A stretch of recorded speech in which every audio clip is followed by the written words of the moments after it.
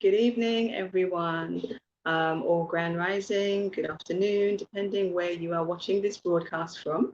My name is Naamele Santiama. You are tuned in to the Women in Political Leadership series, streaming live from Ghana on the United States of Africa page, the Power to Our Mothers Foundation page.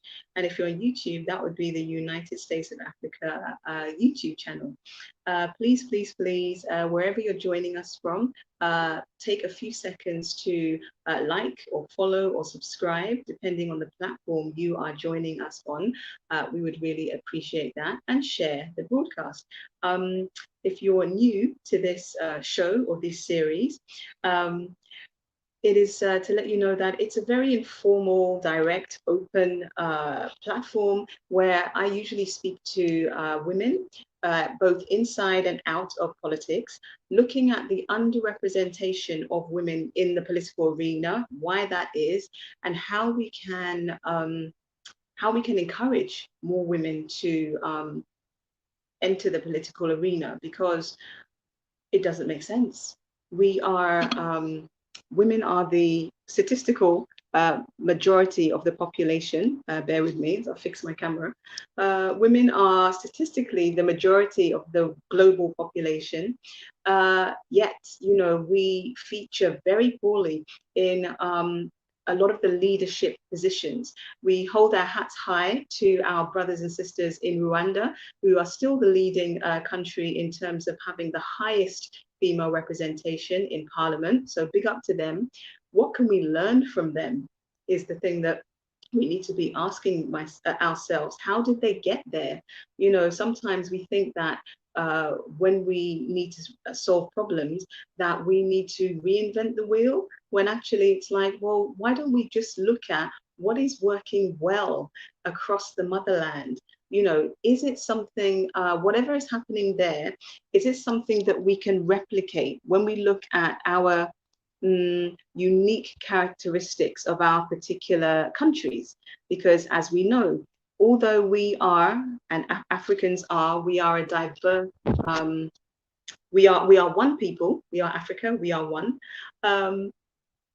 We are extremely diverse, like very, very diverse. Every possible permutation of human being exists within our DNA, our origin, that is the African mother. So what can we learn from where it's going well? Today's an unusual episode in that it looks like you're just here with me, yours truly, having a break, and just wanted to take a brief moment to really hear from some of you who perhaps have followed this series for a while. The series first started on Power to Our Mothers Foundation Africa platform, which I'm a founding member of, and Power to Our Mothers Foundation Africa is a partner of Global Pan-Africanism Network. We are streaming on the United States of Africa platform because that is the vision, if you like, of Global Pan-Africanism Network. So starting way back in July last year, we kicked off with our very first guest, the former ambassador, Arikana Chiambori Kwao. And, we had an interesting discussion with her at that time, in which she shared a lot with us. She's doing her own thing in terms of having set up the African Diaspora Development Institute, seeking to raise lots of money, I think £1 million, to create centers of excellence on the African continent, to kind of repair the brain drain that we have suffered from a lot of our experts leaving the continent and going to other areas in the world. Just trying to bring, that knowledge and that intel back, because that is all expertise that is of African origin that we also need to help those of us on the continent to rebuild the continent together. She did put a call out to, for the women, considering we are talking about the women, that we have those at different extremes, if you like. There are those who are struggling on a day-to-day basis, literally just to perhaps feed themselves, their children, their family, and so the question at the time was, can they still do something? Can they do something even if they're not in a position to step up politically? And the acknowledgement was that, well, clearly they need some help. They do need some help. But that is not because they're not intelligent and not capable. But when somebody is on survival level, and that's all they can focus on, it is very difficult, if not impossible, for you to be your most creative self. Welcome, everybody joining. Greetings, John Major. Greetings, more honorable. Thank you for joining us. Do just drop, a quick comment. Which country in the world are you joining from? If you've tuned into some of the previous episodes of the Women in Political Leadership series, how have you been finding it? How have you been finding it? Are there some questions that you've wanted to ask or you haven't been able to ask, or that you've asked and they've not been answered? Now is your time, if I can answer them.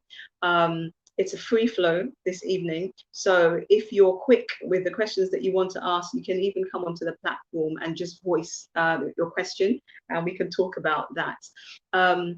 So just explaining that we kicked off the series with Ambassador Arikana Chiombo-Ikwa, and we've had a series of different women grace the platform since then. And I was trying to go back through them because we've had a good, I think we're at, it's got to be something like 18, 20 episodes now. So we've had a fair few different types of women, like I said, both inside and outside politics. Welcome to the US, Bobby. And we had spoken to a radio broadcaster, a fellow Ghanaian based in the UK.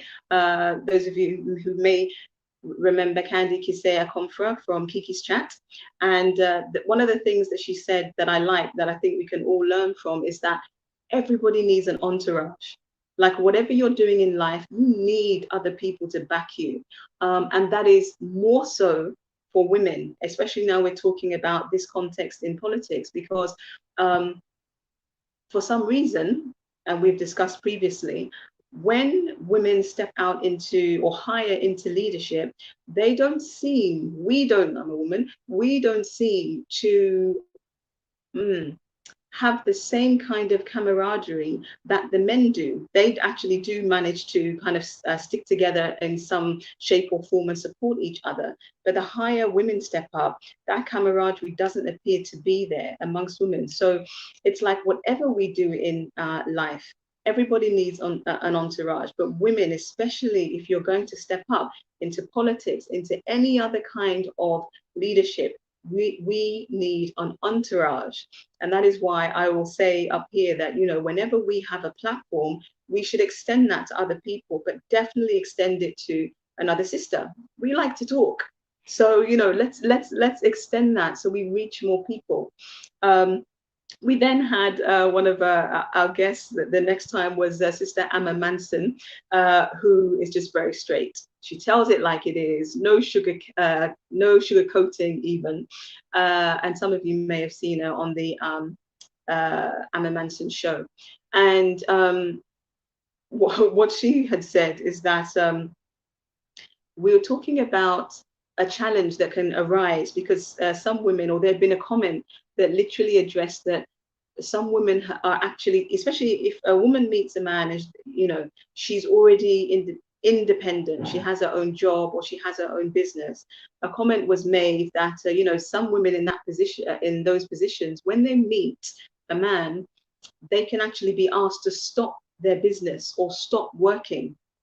Now, you can say that it is the choice of the woman if she's going to stop doing those things. They may decide that that is the sacrifice for the family so that they can start the family or look after the family. But what our sister Amma was saying to us, which I agree with, is that if a person, and in this dynamic, it was a man-woman dynamic.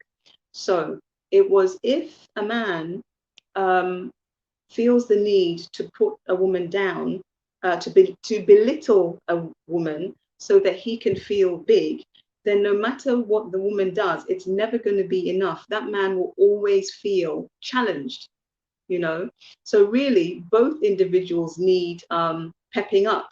They need things that can shore them up, perhaps intellectually, you know, their confidence and things like that. The woman should not sacrifice the achievements that they have made for the sole purpose. People can choose their sacrifices, but that for the sole purpose of enabling their partner to feel confident and good about themselves, because that comes from a negative place. And that's why it makes sense that if somebody does that, the man will actually never feel confident because he had to put someone down to get there. And so to sustain that position, they're always going to have to put someone down. So that was looking at a slightly broader aspect of, you know, how can women actually step up into politics? Because we have a lot of responsibility. Men have their responsibility. And as I always say on this platform, when we talk about women, it's not that we're taking something away from men. Definitely my view, and on behalf of Part Mothers Foundation Africa, and even GPAN Queens Club, is that, you know, everybody has a role, everybody has a purpose. And we as a people, Africans, we have suffered from being forced to live a way that is very unnatural to us. Unnatural in the sense that our original way is that our men, they had their roles, we appreciated those roles, we respected those roles. The women, we had our roles, people knew their roles, people respected those roles, and there wasn't any competition, you know. We worked collaboratively, complementarily, you know, in a way that now we don't seem to do so much because we have had competition literally beaten into us, forced upon us, which was not our way. So it's trying to get back to that place where when we say, absolutely, we need to have more women, more mothers and mother figures, and we emphasize that from the perspective of bringing the nurturing aspect, the maternal aspect to politics. Why? Because, you know, our country is like a big family. The citizens are, you know, we're siblings, and we need that maternal voice to nurture the citizens. We're missing nurturing, as in comfort. Nurturing includes nourishment. How often do we talk about in Africa about the need for us to grow our own food and control our own food? Because they say, he who controls your food controls you. And that's why it's great that on this platform at times we have had, especially in things like the African Business Month that we put on last year for Global Pan-Africanism Network, you know, people who are, there's an increase in the agribusiness and things like that. We need to farm more. We need to control our own food and the quality of our own food. I can't speak for all the countries across Africa. I'm in Ghana, but I know that all our good stuff we import out, and then we export out, excuse me, and then we import food that's rubbish. And that is what we're taking in. And then we wonder why we're ill. There's no such thing as coincidence. All these things are related. So we need to control our own food. That was the point. And the point about that is that the mothers, and when I say mothers, I'm speaking to all women, because if you don't birth children, you will look after people and you'll birth ideas. So mothers and mother figures, it is our responsibility. It is our responsibility to nourish our families. And that means to feed them good food, which means us too, we have to eat good food. And I think we've moved so far away from that. Conditioning, you know, we can put many reasons on it, but there must come a point where if we realize what the problem is, we say, okay, do you know what, it doesn't matter how we got here, what are we going to do about it right now? Okay, this is the responsibility I can take. I can say, okay, I'm not going to buy any tin tomatoes anymore. I'm not going to eat Maggi. I'm not going to eat any seasoning that I didn't see the local thing that it came from and ground it myself. That's responsibility, you know, because you know what is going into, you know, your own body, your children's body. And then you can say, well, if nothing else, I at least tried to do that one. We got here because I was talking about the reason why that we need the maternal voice in politics. It's not to completely eradicate the male the male voice. No, nobody's talking about that. But as I said, if the global population, the majority of it is women, then we need at least equal. I don't believe in the 50-50 thing.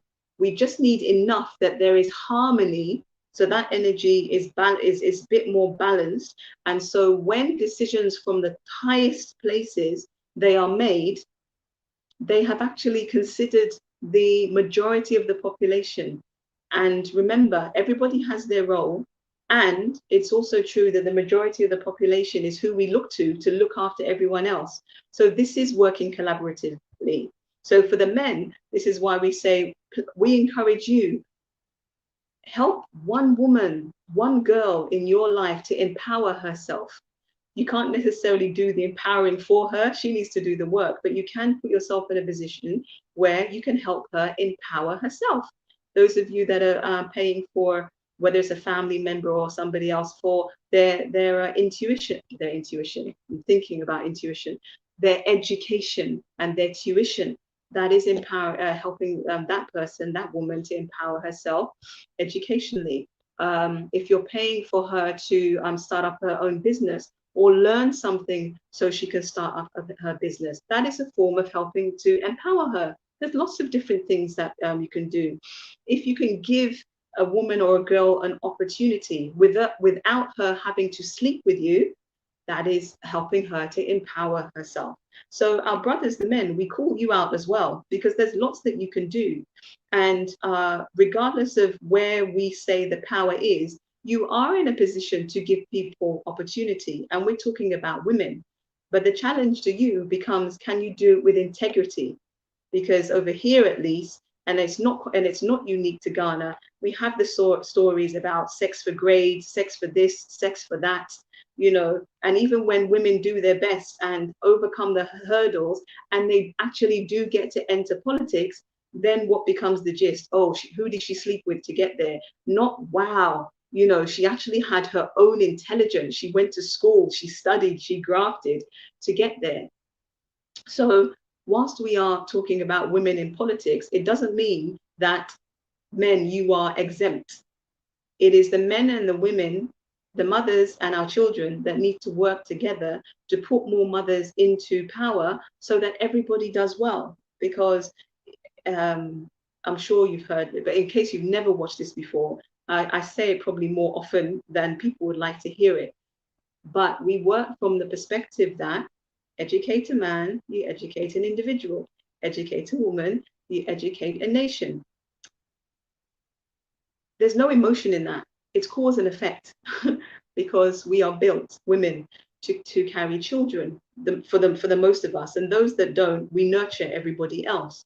So a woman who births a child, especially a girl child, that girl child already has her future children within her.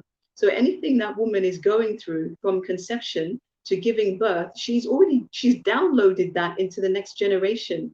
That's why it's important that our mothers are, a lot is done, a lot of effort goes into ensuring that a woman, especially one that's pregnant, but even not pregnant, that we're in a good position. Because men, I'll ask you, and if you ask yourself the question and you were to answer it honestly,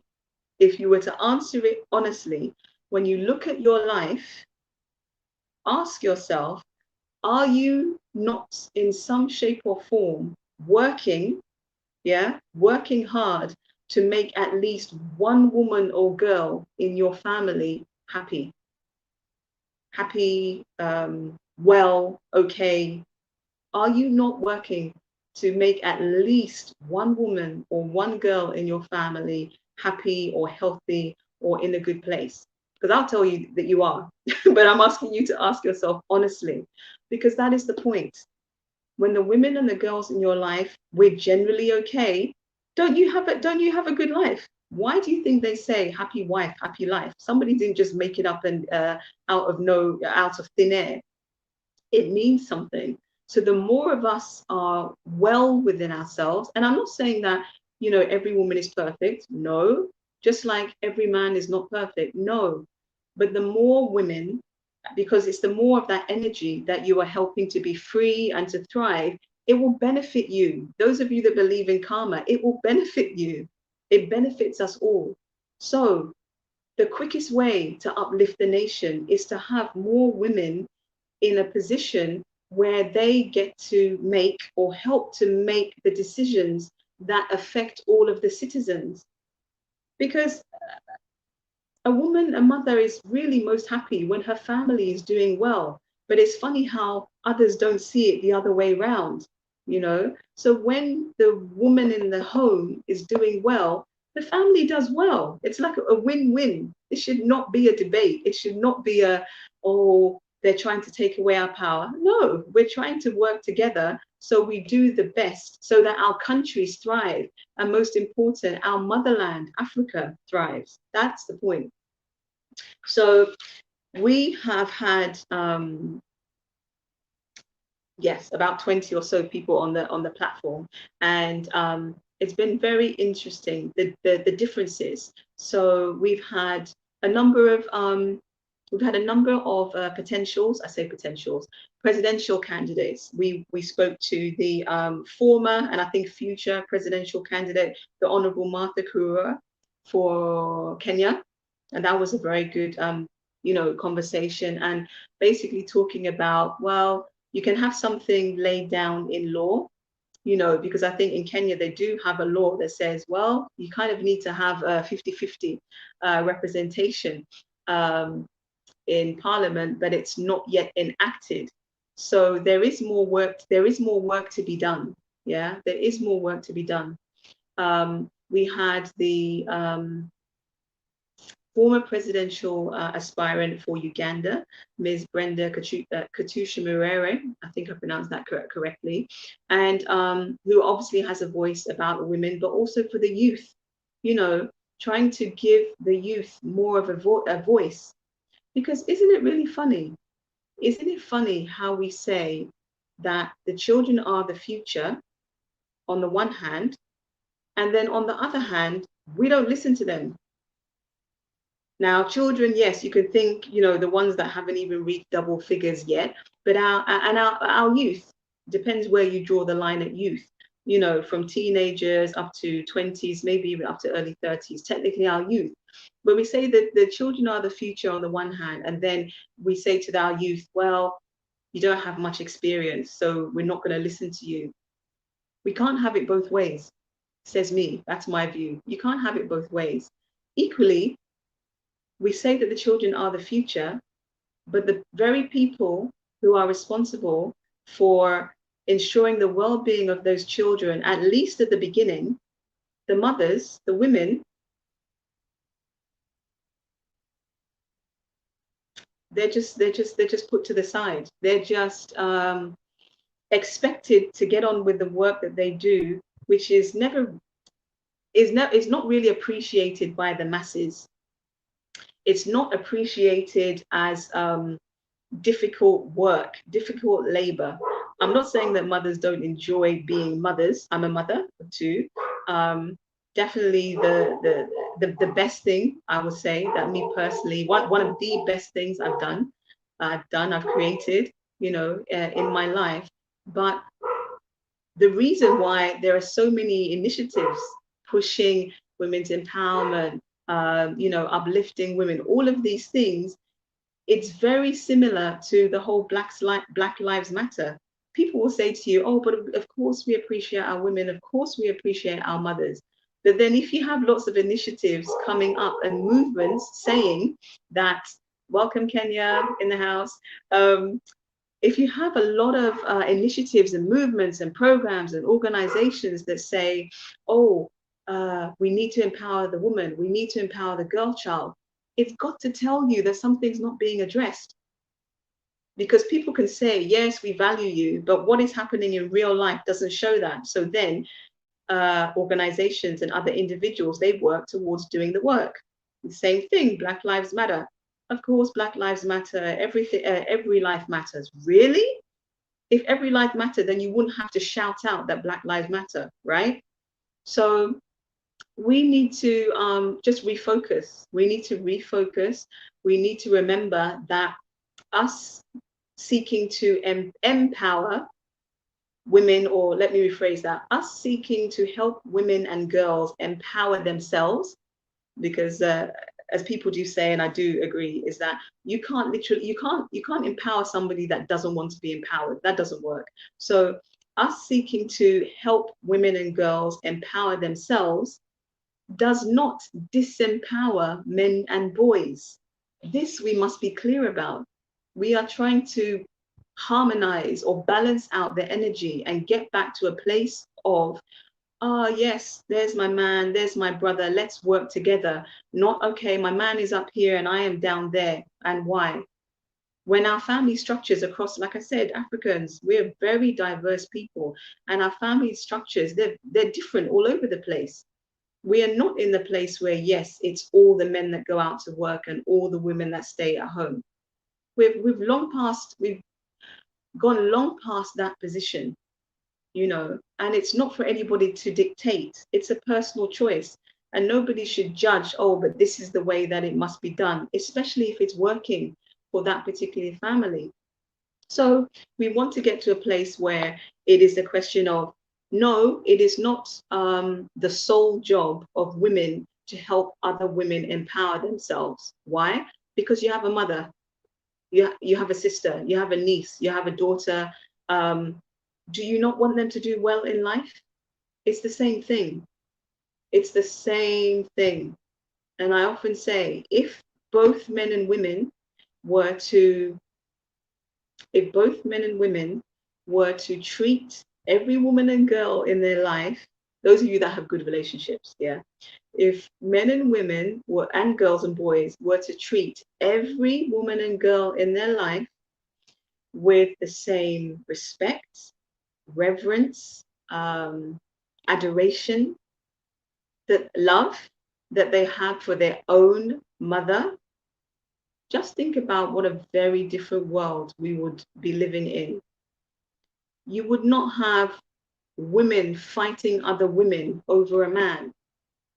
You would not have men or women abusing children, as in both both girls and boys, because both girl and boy children get abused. You would not have this. It's not really a rumor because it does happen, but you would not have this enmity that we hear of between daughter and mother-in-law, let alone daughter and mother, but daughter and the mother-in-law, and then the husband in between, you know, and vice versa. So there is a lot of benefit and healing and restoration to be gained by helping women and girls to literally just be in a good position so that they can use the brains that they have. They can use their skills. They can use their talents. Men, aren't you tired of feeling like you have to do a lot? Like, wouldn't it be easier for you if we all were in a position that we could help more? That's what it's about. It's not saying that, no, men, you should sit down and not do anything. Well, if you want to do that and that works in your family environment, that's fine. But it's about our human resources. We as an African people have learned very well from colonizers how to devalue our human resource, how to devalue ourselves, how to distrust, you know, people that look like you and me, how to not give money to, not support our brothers and sisters that look like you and me. We've learned that so well. And it's difficult to uncondition ourselves. I'm not saying it's impossible, because it's really encouraging to see when we have initiatives and we are coming together, you know, supporting each other. Like we had,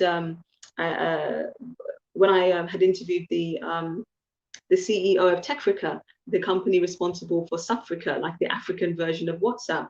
And they said that they were overwhelmed with the support that they had received, and we need more. So it's not that we can't do it. It's not that we can't do it.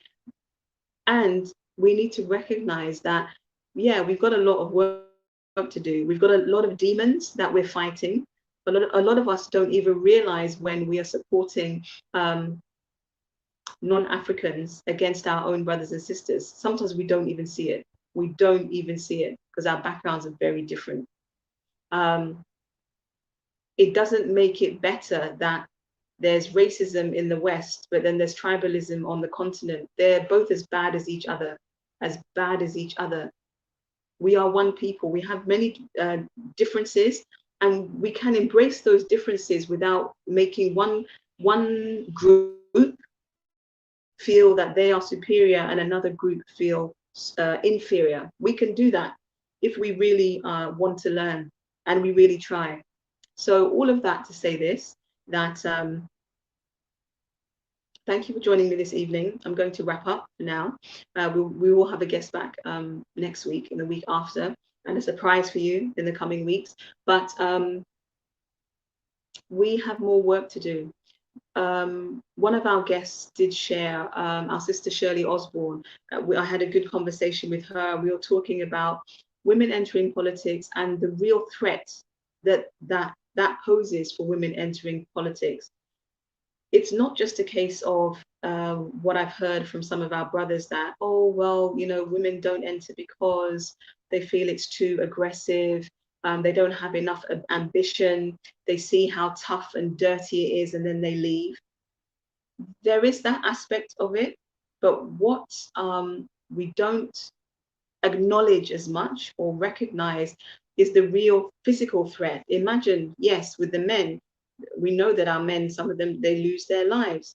And for the women, yes, too, unfortunately, yes, some of them lose their lives. But the other threat equally is beating up and being raped, because we know that at least what we've been taught is that rape is like a political violence, and that only happens to women.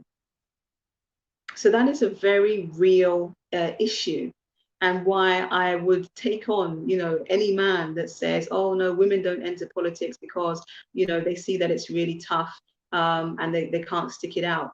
No, we've got problems to deal with that you really don't.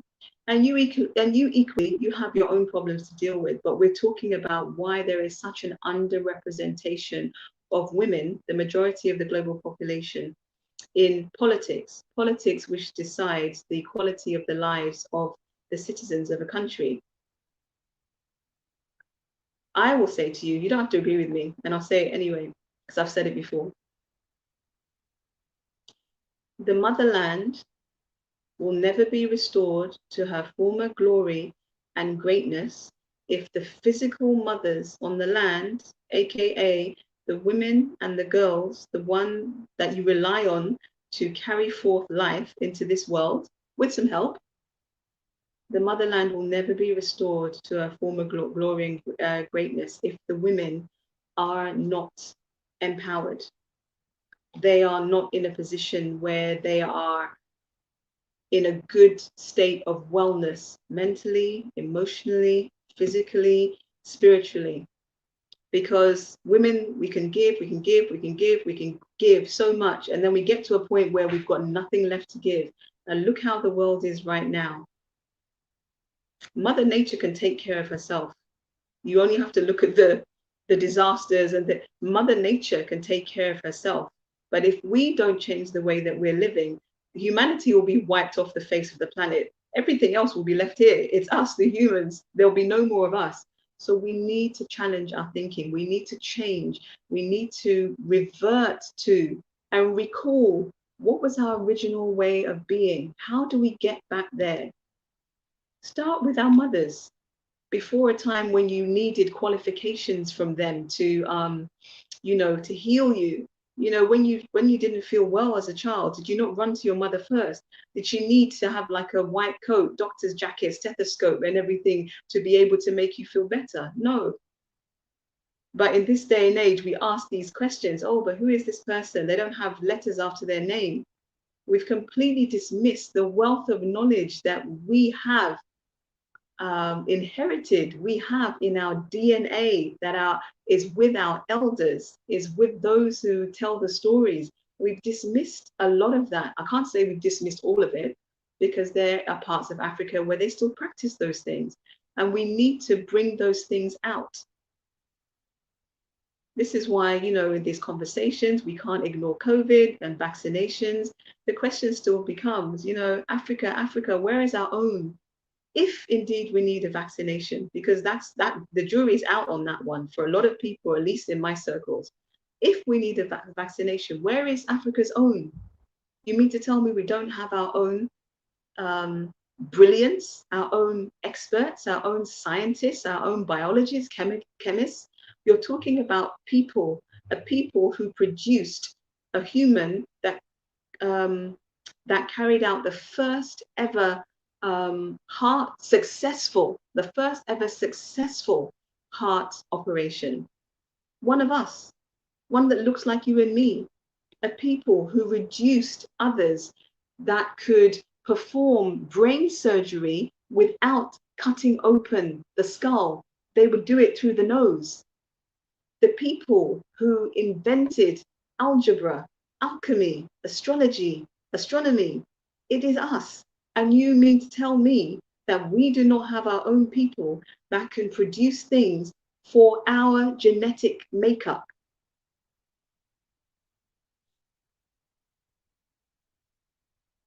I'll leave that one with you because we've got lots of thinking to do. And I'm not saying that it's not been done. We have our example of Madagascar. We have our example in Tanzania, where the president has refused to take vaccination, and their health minister, a woman, our sister Dorothy Giama, I think. Forgive me if I pronounced that wrong. But Dorothy, yeah, I think it's Jima or Giama, where you just have to go and watch the videos of her, you know, trialing these herbal remedies, doing the steaming, you know. It really astonishes me that we have so many marvelous things in Africa, and some of them are literally like a stone's throw. Like you literally just have to open your eyes and look around where you are. And we, despite everything that we have lived and we're going through, we are living in still a lush land, because we are surrounded by healing foods, healing plants, healing herbs and spices, berries. Like we live in a medicine cabinet, like a natural medicine. We have all these things at our disposal, and our conditioning is so much that we say, nah, forget all that. Let's take something from somebody else to treat, that is made for people that don't look like us. We should take that one. I refuse to believe that. Absolutely. I refuse to believe that. Our people are here. The thing is, how many of us will back those people? Because those who have tried to come out and, you know, provide those remedies for us, the natural remedies, as in that Mother Nature, and Africa being the seat of all civilization, Mother Nature is home. Mother Nature is what we know. And those of our brothers and sisters who have been brave enough to say, no, I'm going to get this thing, I'm going to heal my people. Oh no, you have to assassinate their character. You have to haul them up in police stations and jail because they're not towing the party line. Do we really see what is going on? Do we? Do we really see what is going on? Because the thing that we want, it's not going to come nicely wrapped up in a beautiful box with a ribbon, or however you think, whatever your vision of something that looks like a nice package is. Nobody hands over power just like, here you go. And especially nobody that have, and especially a people, a force, a presence who have made it their very mission and spend their every single waking hour to make sure that you do not rise, you do not prosper, you do not reclaim your power. That one there, they're not going to hand us our power. So I don't quite know what it is that we're waiting for, but if you want something, you have to take it. And you have to realize that the people that you potentially have to take it from, they're not going to take it without a fight. So it's up to us. So the same thing, my fellow sisters, the mothers and the mother figures. Let's keep on. Yes, it's not pretty out there. It is not pretty out there. But find our allies, the brothers, our sons that are willing to work with us and help us, improve our situation. Find our fellow sisters. We have to repair these broken bonds so that when the sisters, the mothers figures, they speak, we speak with one voice. And then the men will say, oh, wow, they got themselves together. Let's back them. It's not a question if, for me, it's not a question of, can we do this? It's a question of how soon or how quickly do we want to do this? That's it.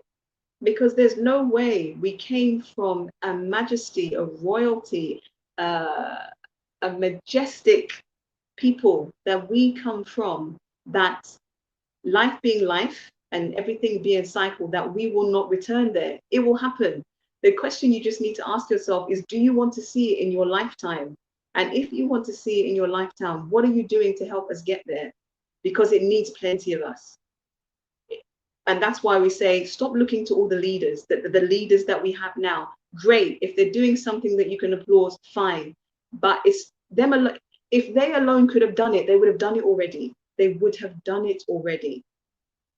So fair enough, you want to look to the leaders and say, what are they doing with the same finger or another finger at the same time? You look at yourself and saying, okay, what can I do? Okay, I don't like speaking publicly.